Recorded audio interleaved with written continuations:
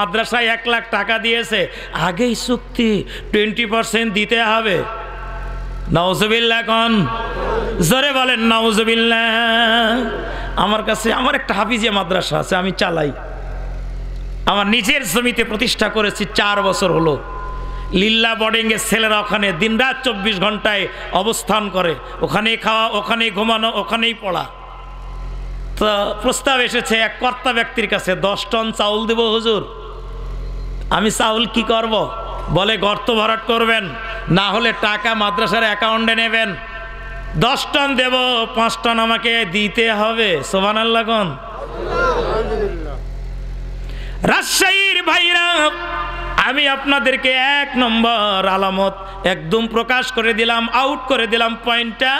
রাসূল বলেছেন এমন এক সময় আসবে, এমন এক জামানা আসবে, যেই জামানায় রাষ্ট্রের কর্তা ব্যক্তিরা জনগণের সম্পদ, জনগণের অর্থ, রাষ্ট্রীয় তহবিলের অর্থ তারা নিজেরা নিজেদের সম্পদের মতো ভোগ করবে।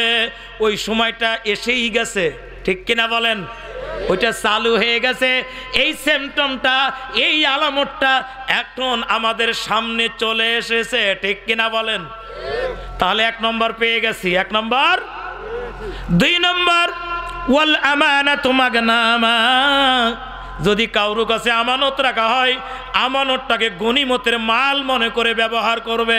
মসজিদের সভাপতি, মাদ্রাসার সভাপতি, তবে আমি খবর নিয়েছি এই প্রতিষ্ঠানের সভাপতি, সেক্রেটারি অত্যন্ত আমানতদার। বাংলাদেশের বিভিন্ন জায়গায় আমি ঘুরি আর দেখি, ওই জায়গাগুলো, বিভিন্ন জায়গাগুলো এমন বহু জায়গা আছে যেই জায়গায় এই সিম্পটমটা ধরা পড়ে গেছে। আমানত রাখা হলো মসজিদের টাকা, মাদ্রাসার টাকা, স্কুলের টাকা, জনগণের টাকা, এই টাকাটা আমানত রাখা হয়েছে। মসজিদের সভাপতির কাছে 2 লক্ষ টাকা রাখছে। ওই সভাপতি 2 বিঘা জমি বন্ধক নিয়েছে, মসজিদে ছাদ ঢালাই হবে। সভাপতি বলতেছে এখন রডের দাম বেশি, এই বছর আমরা ছাদ ঢালাই করব না, আগামী বছর করব, রডের দাম কমুক। তার মানে ভদ্রলোক আগেই 2 বিঘা জমি বন্ধক নিয়ে রাখছে, এর নামই খিয়ানত। ওর কাছে আমানত রাখা হলো, ওই আমানতটা যথাযোগ্যভাবে সংরক্ষণ না করে বরং তার কাছে ব্যবহার করছে। আল্লাহর নবী বলেন, দুনিয়াবাসী শোনো, এমন এক সময় আসবে, ওই সময়ে আমানত রাখা হবে সম্পদ, মসজিদ মাদ্রাসার এই আমানতগুলোকে ওরা নিজেদের সম্পদের মতো গনিমতের সম্পদ মনে করে ওরা ভোগ দখল করবে। চিৎকার দিয়ে কর নাউজুবিল্লাহ। এটাও কিন্তু অনেক জায়গায় এসে গেছে, কি ঠিক না? অনেক জায়গায় চলে এসেছে। আপনার কাছে সম্পদ রাখা হলো, কেউ এসে বলল ভাই যে 1 লাখ টাকা রাখলাম, আমি কালকে নিয়ে যাব। আগামীকাল আপনি জিজ্ঞাসা করতেছেন ভাই টাকাটা দেন, বলে ভাই আগামী পরশু দিন আসেন। কেন? বলে ব্যাংক এখন তো বন্ধ, পরশু দিন ব্যাংক খুলবে, ওই দিনে আপনাকে দেবো। এই মিয়া, আপনাকে ব্যাংকে রাখার জন্য টাকা দেওয়া হয়েছে নাকি? আপনার কাছে দেওয়া হয়েছে, আপনি যদি এইটাকে সংরক্ষণ না করতে পারেন আগে আপনি দিয়ে দেন, তা করেন নাই, বরং আপনি অন্যজনকে দিয়ে ফেলেছেন কিংবা নিজের কাছে ব্যবহার করেছেন। আল্লাহর কসম, এই আলামত হলো কিয়ামতের আলামত। আল্লাহর নবী বললেন, ওয়াল আমানাতু মাগনামা। আমানত রাখা হলে ওটা গনিমত মনে করা হবে। 3 নম্বর, ওয়াজ যাকাত মাগরামা। যাকাতকে মানুষ জরিমানা মনে করবে। যাকাত দিতে চায় না, দান করতে চায় না। মাদ্রাসা কমিটি বিল্ডিং এর সামনে গিয়ে দাঁড়ালো, কোনো একটা বড় লোকের বাড়ির সামনে, কলিং বেল টিপা হলো। মানুষটি বড় ভদ্র মানুষ, শিক্ষিত মানুষ, ধনী মানুষ, পরিচিত মানুষ, বাড়ি বের হয়েছে। বলে ভাই খবর, কেমন আছেন? বলে খুব ভালো আছি হাজী সাহেব, আসলাম আমরা মসজিদ কমিটি, মাদ্রাসা কমিটি ছাদ ঢালাই করব। যেই শুনছে ছাদ ঢালাই করব, ওই হাজী সাহেবের কপালে 4-5টা ঘুষ পড়ে গেছে। বুঝেন, কপালটা জোরে উঠছে। ওর চেহারা দেখে মনে হয় ও জানি কোন কেসের আসামি, পুলিশের চোখে ধরার জন্য ওর কাছে টাকা চাওয়া হবে। ওর ভাব দেখে মনে হয় ও জানি বড় বিপদেই পড়ে গেছে। এই মার্কা লোক আছে না নাই? রাজশাহীতে কম, শহরে খুবই কম, গ্রাম এলাকায় অনেক বেশি। তবে শহরের মানুষও এর থেকে মোটেও বাদ নাই। এমন বহু মানুষ যেই মানুষগুলো যাকাতকে জরিমানা মনে করে। অনেকে যাকাত দেয়, একটা নির্দিষ্ট দিন ঘোষণা করলো যে অমুক দিনে যাকাত দেব, রমজান মাস। বাড়ির গেটের বাহিরে হাজার হাজার মানুষ, পত্রিকায় আমরা দেখি পায়ের তলায় পিষ্ট হয়ে যাকাত নিতে গিয়া মারা পড়ে। ঠিক কিনা বলেন? আমার ভাইরা, যাকাত কিন্তু অনুগ্রহ না। আপনি যাকাত দিয়ে সওয়াব পাবেন কখনোই আপনি ভাববেন না। যাকাত দেওয়ার পর আপনার আমলনামায় কোনো গুনাহ নেকি লেখা হবে না। কোন মানুষ যাকাত দেওয়ার পর মনে করবে আমি নেকি নেব, নেকি পাবো, এইটা যেন মনে না করে। যাকাত দিয়া কোনো নেকি পাওয়া যাবে? মনে হয় একমত হতে পারেননি। যাকাত দিয়া কোনো নেকি পাওয়া যাবে না। যাকাত দেওয়ার পর, যাকাত দেওয়ার কারণে আপনার সম্পদটাকে আপনি পবিত্র করতে পারলেন, আর গুনাহ থেকে আপনি বাঁচলেন, জাহান্নাম থেকে আপনি বাঁচলেন। আমল নামায় নেকি মোটেও পাওয়া যাবে না। যাকাত শুধু আপনাকে বাঁচানোরই জন্য।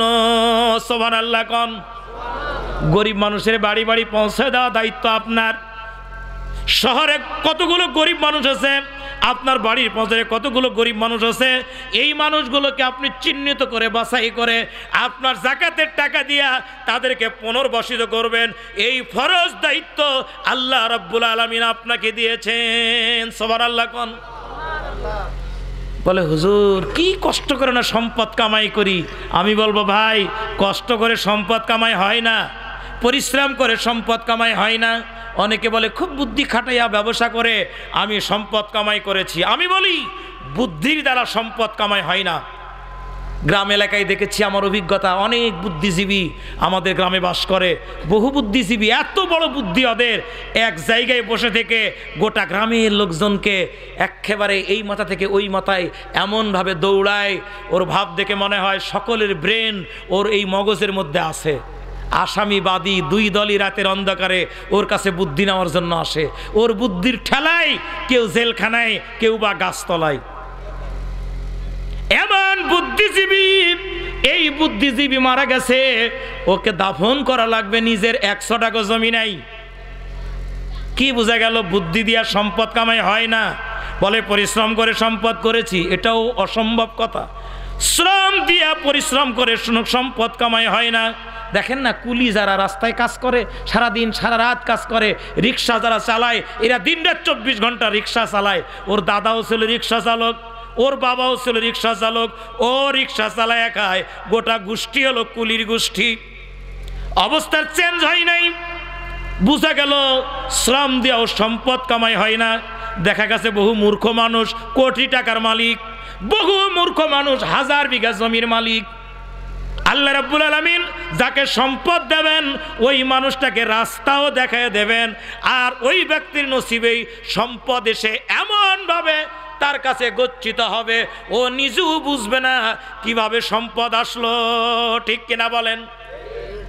আমার ভাইয়েরা, আপনি কিন্তু কোনো সম্পদের মালিক নন, কোটি কোটি টাকার মালিক। আজকে ব্যাংকে আপনার শত শত কোটি টাকা জমা হয়েছে, আপনি অনেক কয়েকটা বাড়ির মালিক হয়েছেন। বলেন তো দেখি, নিঃশ্বাসটা যেদিন বন্ধ হয়ে গেল, নাকে নিঃশ্বাস যেদিন বন্ধ হয়ে গেল, ওই সব সম্পত্তির মালিক সামান্য 100 টাকা জমির মালিকানাও আপনার থাকলো কি? সব কিছুর মালিক হবে উত্তরাধিকারী যারা, তারা ছেলে মেয়ে ওয়ারিশ যারা, ওরা মালিক হবে। আপনি এত শ্রম দিয়ে কষ্ট করে 10 তলা বাড়ি বানালেন, মরার সাথে সাথে যদি রাত 12টায় আপনি মরেন, মরার পর ঘরের ভিতর রাখতে যাবে না, খাটের ওপরও রাখতে যাবে না, ওকে খাটের বাইরে ওই বারান্দায় নিয়ে এসে খাটলি মুয়াজ্জিনকে বলবে, মসজিদের ইমামকে বলবে, হুজুর খাটলিটা দেন, ওইটাতে উঠাইয়া বাড়ির বারান্দায় রেখে দেয়। আমি একদিন পত্রিকায় দেখলাম ঢাকা শহরে কোন এক বিল্ডিংয়ে 7 তলায় এক ইঞ্জিনিয়ার সাহেব মারা গেছেন। ওই দিন বাসায় কেউ ছিল না, ইঞ্জিনিয়ারের বউ আর ইঞ্জিনিয়ার 2 জনা, ছেলে মেয়ে কেউ নাই। যেই মারা গেছে, ইঞ্জিনিয়ারের বউ হাউমাউ চিৎকার শুরু করেছে, ফোন লাগাইছে গেটম্যানকে, দারোয়ানকে, হ্যালো, বলে ভাই তাড়াতাড়ি উপরে আসো তুমি। বলি কি হয়েছে? চিল্লায় কিছু বলতে পারে না, বলে 7 তলায় এত নম্বর ফ্ল্যাটে হাজির হও। গেটম্যান ওইখানে গিয়ে হাজির, দেখে ইঞ্জিনিয়ার সাহেব মারা গেছেন, বলে একে নিচে নিয়ে যাও। স্ত্রী বলতেছে একে নিচে নিয়ে যাও। বলে একে কেমনে নিয়ে যাব, আপনি একটু ধরেন। দুইজনে ধরে নিচে নিয়ে যাই। বলে আমি ওর গায়ে হাত দিতে পারবো না। তাহলে কেমনে নিয়ে যাব? দেখে খাটের নিচে রশি আছে, মোটা রশি। বলছে রশি আর পায়ে বাঁধো। রশি পায়ে বাঁধা হলো। রশি পায়ে বাঁধার পর ওই দারোয়ান টেনে হেসড়ে ওইখান থেকে নিচতলায় নিয়ে এসেছে। অমিয়া, এই পৃথিবীর কোনো কিছুর মালিকানা আপনার নাই। আপনার মালিকানা ওইটাই যেইটা পৃথিবীর জমিনে আল্লাহর পথে, দিনের পথে আপনি খরচ করবেন, ওইটার মালিকানা আপনি। বিশ্বনবী বলেন এমন এক সময় আসবে মানুষ যাকাত যেইটা সামান্য একটু অংশ আমি নির্ধারণ করেছি অন্য মানুষের জন্য, গরিবের জন্য, ওইটাকে দেওয়া জরিমানা মনে করবে। বাংলাদেশের লোকেরা জাকাত কি সবাই আদায় করে? কিছু কিছু করে, খুব বেশি হলে 5% লোক জাকাত আদায় করে, আর 95% লোক জাকাতের কাছেও ঘেঁষে না। কথা বলেন না কেন? প্রিয় ভাইয়ের আমার, 4 নম্বর ওয়ালিতুয়াল্লিমারি গায়রিদ্দিন। আমি সংক্ষেপ সময়ে পয়েন্টগুলো আউট করব। আল্লাহর নবী বলেন ওয়ালিতুয়াল্লিমারি গায়রিদ্দিন, মানুষ দুনিয়াবি জ্ঞান অর্জনে বড় ব্যস্ত হয়ে পড়বে। দিনের জ্ঞান চর্চা মানুষের কাছে অনাগ্রহশীল হয়ে উঠবে, দুনিয়ার জ্ঞান অর্জনের জন্য মহাব্যস্ত হয়ে পড়বে। আজকে যদি খেয়াল করি, রাজশাহী কলেজে কত ছাত্র আর দারুস সালাম মাদ্রাসায় কত ছাত্র? রাজশাহী কলেজের একটা ফ্যাকাল্টিতে যা ছাত্র, দারুস সালাম মাদ্রাসায় শিশু শ্রেণী থেকে কামেল পর্যন্ত অত ছাত্র হবে নাকি? এ কথা বলেন না, বোধহয় আপনাদের জানা নাই। প্রিয় ভাইয়ের আমার, রাজশাহী ইউনিভার্সিটিতে কত ছাত্র আর ঢাকা আলিয়া মাদ্রাসায় কত ছাত্র? আপনার বাড়ির পছরে খেয়াল করেন কোন একটা দাখিলি মাদ্রাসায় কত ছাত্র, আর হাই স্কুলে কত ছাত্র। প্রাইমারি স্কুলে খেয়াল করেন প্রাইমারি স্কুলে কত ছাত্র, আর ইবতেদায়ী মাদ্রাসায় কত ছাত্র। দেখা যায় আমার বাড়ির পছরে আমি যেখানে চাকরি করি, যেই প্রতিষ্ঠানে, এই প্রতিষ্ঠানে ক্লাস 5-এ যেই ছাত্র, পাশের একটা প্রাইমারিতে আমি পরিসংখ্যান চালাইয়া দেখলাম ওখানে 10 গুণ বেশি ছাত্র। বিশ্ব নবীর বাণী, দুনিয়ার জ্ঞান অর্জনে মানুষ চরম ব্যস্ত হয়ে পড়বে, দিনের এলেম অর্জনের আগ্রহ মোটেও থাকবে না। খেয়াল করে দেখেন, যেই ছেলেটা মেধাবী, আমরা ওরে ডাক্তার বানাবো, ইঞ্জিনিয়ার বানাবো, এই পরিকল্পনা। আর যেই ছেলেটা হাগলা পাগলা, চোখ টেরা, বুবা, ওই যে আতুর ঘর বলি আমরা, যখন বাচ্চাটা হয়েছিল ওই হওয়ার সময় টাইফয়েড হয়েছে, ওর এক চোখ কানা, মুখ বাঁকা, যখন মরে যাচ্ছে মা তখন কান্তিছে, আল্লাহ এই ছেলেটাকে যদি বাঁচাইয়া রাখো আমি আরে হাফেজ বানাবো। তার মানে মরা যে ছেলে ওকে হাফেজ করবে, আর যেই ছেলে সুন্দর, যেই ছেলে মেধাবী, ওই ছেলেটাকে ইঞ্জিনিয়ার বানাবে, ডাক্তার বানাবে। এই থিম আমাদের মাথার ভিতরে, ঠিক কিনা বলেন? আমার ভাইয়েরা, ব্যক্তিগত পর্যায়ে খেয়াল করেন, আপনার ছেলেটা ক্লাস 10-এ পড়ছে, 9-এ পড়ছে, আপনি অঙ্ক, ইংরেজি, পদার্থ, রসায়ন, জীববিজ্ঞান, এই সাবজেক্টগুলো প্রাইভেট দিয়েছেন। এক একটা ছেলের পিছনে 4,000, 5,000, 8,000, 10,000 টাকা প্রাইভেট আপনি দিয়েছেন। ওই ছেলেটা প্রাইভেট পড়ছে দুনিয়ার এলেম অর্জনের জন্য, অথচ বাড়ির পাশে মসজিদে 50 জন ছেলে পড়ায় এক হুজুর, ওই হুজুরের বেতন হলো 2800, 3,000 উপরাইতে পারেনি। ভুল বলতেছি ভাই? কথা বলেন না কেন? 50 জন ছেলেকে এক মাস পড়াইয়া পায় 2800 টাকা, আর আপনার একটা ছেলের পিছনে মাসে ব্যয় করেন 10,000 টাকা। এই আলামত কিসের আলামত? এই কথা বলেন না কেন? কি রাগ করছেন নাকি আপনারা? এই আলামত হলো কিয়ামতের আলামত। বিশ্বনবী বলেন ওয়ালিতুয়াল্লিমালি গায়রিদ্দিন, মানুষ দুনিয়ার জ্ঞান অর্জনে ব্যস্ত হবে, দিনের জ্ঞান থেকে মানুষ গাফেল হবে। প্রিয় ভাইয়ের আমার, শুধু কি এই রাষ্ট্রীয় ব্যাপারও, রাষ্ট্রীয় পর্যায়েও এই বিষয়টা কত পিছনে। ইবতেদায়ী মাদ্রাসা আর প্রাইমারি স্কুল, প্রাইমারি স্কুল, এই যে এই সরকার এসে প্রায় 25,000 প্রাইমারি স্কুলকে সরকারি করেছে। কি ভুল বলতেছি? আপনাদের যদি জানা থাকে তাহলে বলেন। এবার গোটা বাংলাদেশ মিলে একটাও প্রাইমারি মাদ্রাসা অর্থাৎ ইফতাই মাদ্রাসা গোটা বাংলাদেশ মিলে একটাও সরকারি করা হয় নাই। কি বুঝেন নাই? কি ঠিক বল না ভুল বললাম? জোরে কন ঠিক না ভুল? আরো জোরে কন ঠিক না ভুল? গোটা বাংলাদেশ মিলে একটাও কোনো ইফতেদায়ী মাদ্রাসা সরকারি করা হয় নাই। এই যে কত কলেজ, কয়েকশো কলেজ সরকারি করা হবে মর্মে ঘোষণা এসেছে, আমরা দেখতেছি তালিকা হতেই আছে। আমার ভাইরা, আমি পরিসংখ্যান চালায়ে দেখলাম গোটা বাংলাদেশ মিলে একটা মাদ্রাসা সরকারি করা হবে এই মর্মে সিদ্ধান্ত জানা যায় নাই। অথচ শত শত স্কুল, শত শত কলেজ সরকারি করা হচ্ছে দিনের জ্ঞান অর্জনের জন্য, দিনের এলেম হাসিলের জন্য। মানুষের আগ্রহ কমে গেছে। আমার এক ভাইস প্রিন্সিপাল, কামেল মাদ্রাসার ভাইস প্রিন্সিপাল, এই হুজুর আমাকে বলছে, হুজুর একটু দোয়া করেন। কিসের? বলে আমার ছেলে রাজশাহী কোন এক স্কুলে ক্লাস 6-এ ভর্তি পরীক্ষায় অংশ নিচ্ছে। এখন আস্তাগফিরুল্লাহ, নাউজুবিল্লাহ, আপনি আমার কাছে কি দোয়া চাচ্ছেন? আপনি একটা হুজুর মানুষ, তাও কামেল মাদ্রাসার ভাইস প্রিন্সিপাল।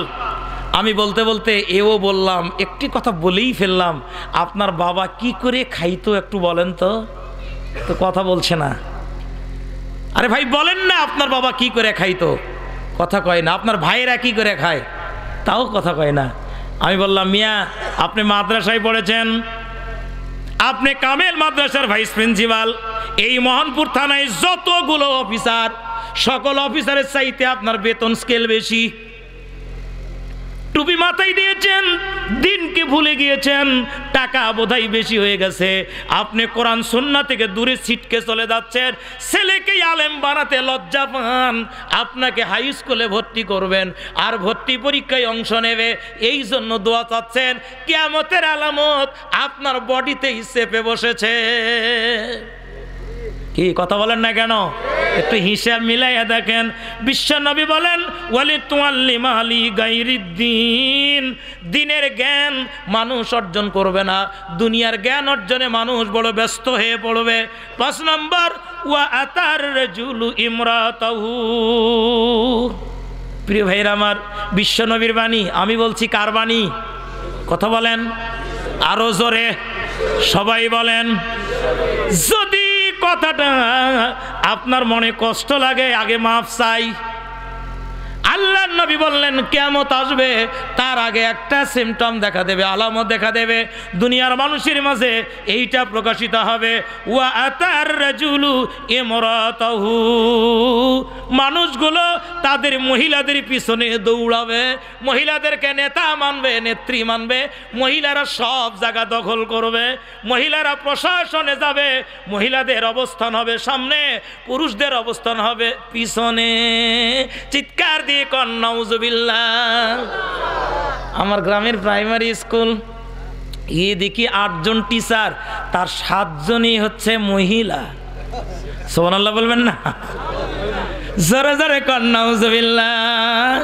প্রাইমারি স্কুলগুলো দখল করে ফেলাইছে। একজন মন্তব্য করছে, আগামী কয়েক বছরের মধ্যে যারা চাকরি পেয়ে গেছে যুবকগুলো, এরা রিটায়ার্ড হওয়া পর্যন্ত অপেক্ষা, আর যা নিয়োগ হবে মহিলাদের চান্স হবে বেশি। গোটা পৃথিবীব্যাপী একই অবস্থা। প্রধানমন্ত্রী আমাদের মহিলা, বিরোধী দলীয় নেত্রী তাও মহিলা, বাহিরে আর একটা নেত্রী আছে তাও মহিলা, স্পিকার, কথা বলেন না কা, পুরুষ না মহিলা? বড় বড় অনেক পদ মহিলারা দখল করেছে। আমার থানায় গিয়া দেখি বরেন্দ্র অফিসার হলো মহিলা, বিদ্যুৎ অফিসে গিয়ে দেখি সবগুলা প্রায় মহিলা, এরপরে সমাজসেবা অফিসে সমাজসেবা অফিসার তাও মহিলা, টিওনো দেখলাম তাও আবার মহিলা। সুবহানাল্লাহ। তার মানে মহিলাদের জায়গা সামনে, পুরুষের জায়গা পিছনে। কথা বলেন ঠিক কিনা? কথা শুনে কি রাগ হয় নাকি ভাই? যদি আপনি রাগ করেন আল্লাহর কসম আপনার হৃদয়ে আছে কুফরির ব্যাধি। কোরআন শোনার পর হাদিস শোনার পর মনে যদি রাগ হয়, কোরআন শুনলো হাদিস শুনলো আবু জেহেল, কোরআন শুনলো হাদিস শুনলো, বিশ্ব নবীকে দেখলো, যেই লোকগুলো উমাইয়া বিন খালদ বিশ্ব নবীকে দেখার পরেও, নবীজির মুখ থেকে কোরআন শোনার পরেও ওদের নসিবে হেদায়েত জোটে নাই, ঠিক কিনা বলেন? যদি আপনার কপালে এরকম আবু জেহেলের মতো, আবু লাহাবের মতো, উমাইয়া বিন খালফের মতো, ওই সমস্ত বেদিনগুলোর মতো কপালে কিছু যদি থাকে, তবেই হাদিস শুনলে মনে হবে রাগ, ঠিক কিনা? আল্লাহ যেন আমাদেরকে হেদায়েত দান করেন, জোরে বলেন আমিন, আরো জোরে বলেন আমিন। 5 নাম্বার, ওয়া আতার রাজুলু ইমরাতাহু, মানুষগুলো দৌড়াবে নারীদের পিছনে। আপনি ব্যক্তিগত পর্যায়ে চলে আসেন, আপনার বাড়িতে এসে দেখেন আপনার বেটা কিন্তু বইয়ের বাধ্য, এই কথা বলেন না, খালি বাধ্য না, বউ যদি বলে তোমার মায়ের সঙ্গে আমি থাকতে রাজি নাই, প্রয়োজন যদি হয় বাসা ভাড়া নেওয়া লাগবে, বাপের 7 তলা বিল্ডিং পড়ে আছে, পার্শ্বের বাসায় গিয়া ভাড়া করে বউকে নিয়ে আসে, এমন সন্তান সমাজে আছে না নাই? ভালো করে মিলিয়ে দেখেন, বইয়ের বাধ্য, আপনি আমিও কিন্তু বাদ নাই, কথা বলেন না কে? স্ত্রীর কাছে গেলে যুবকেরা, মানুষেরা, পুরুষেরা বেতাল হয়ে যায়। ওই জায়গায় গেলে ওই অফিসটা যদি ঠিকঠাক না থাকে, মানুষের ঈমান ওই জায়গায় রক্ষা করা বড় কঠিন। বইয়ের জ্বালায় ঘুষ খায় অফিসার, এই কথা বলেন না কে? বউ ধিক্কার দেয়, কি করো তুমি? তোমার মতো কত অফিসার, কত ইঞ্জিনিয়ার, আরে 7 তলা বাড়ি বানাইছে, তুমি এমন এক স্টুপিড গর্ধ, তোমাকে দিয়ে কিচ্ছু হয় না। ওর খাওয়া বন্ধ, ওর ঘুম বন্ধ, খালি ভাবতিছে আমি দেখি কোনো সোর্স বার করতে পারি কি না। অফিসে গিয়ে ভাবতিছে, হ্যাঁ পেয়ে গেছে, পেয়ে গেছে। আমার এক আত্মীয় 1 লক্ষ টাকা মেরে দিছে, নাউজুবিল্লাহ কন, জোরে কন নাউজুবিল্লাহ। 1 লক্ষ টাকা নিয়ে বাড়িতে ঢুকছে, বাড়ির ভিতরে ঢুকে সংবাদ শুনতিছে, সংবাদ শুনতিছে বউ ছিল শ্বশুর বাড়ি, বাচ্চা হওয়ার জন্য গেছে। ওই সময় নিউজ, বাচ্চা হওয়ার সময় বউটা মারা গেছে। ও তখন টাকাটা আঙ্গিনা ছিটায় ফেলতিছে, ফিকা দিয়ে বলতিছে এই টাকা মেরে নিয়ে আসছি আর এই কারণে আমার বউ মরলো। কান্নাকাটি করতেছে, গলাগড়ি পারতিছে। আমার ভাইরা, আমি বাস্তব চিত্র বলতেছি। আল্লাহর নবী বলেন, ওয়া আতার রাজুলু ইমরাতাহু, পুরুষগুলো নারীদের বাধ্য হবে, নারীদের পিছনে দৌড়াবে, নারীদেরকে প্রাধান্য দিবে, নারীরা যেইটা বলবে ওইটা বাধ্য হয়ে ওরা করবে, বলেন নাউজুবিল্লাহ। এবার 6 নম্বর, আক্কা উম্মাহু। আল্লাহর নবী বললেন, ভাইরা আমার কান লাগাবেন, যুবকেরা কান লাগাবেন, এখানে বাবা মা জীবিত আছে 1জন কিংবা 2জন, কাদের বাপ মা জীবিত আছে একটু হাত ছাড়েন তো ভাই। একটা হোক, একটাই হোক, আলহামদুলিল্লাহ, আলহামদুলিল্লাহ। আপনারা সৌভাগ্যবান, বলেন আলহামদুলিল্লাহ, জোরে বলেন আলহামদুলিল্লাহ। বাবা মা, হুমা জান্নাতুকা আও নারুকা, আল্লাহু আকবার। বিশ্ব নবী বললেন, তোমাদের বাপ মা তোমাদের জন্য জান্নাত অথবা জাহান্নাম। নবীজি বুঝলাম না, বুঝিয়ে বলেন। আল্লাহর নবী বলেন, তোমার বাপ মা যদি তোমার প্রতি খুশি হয়ে যায়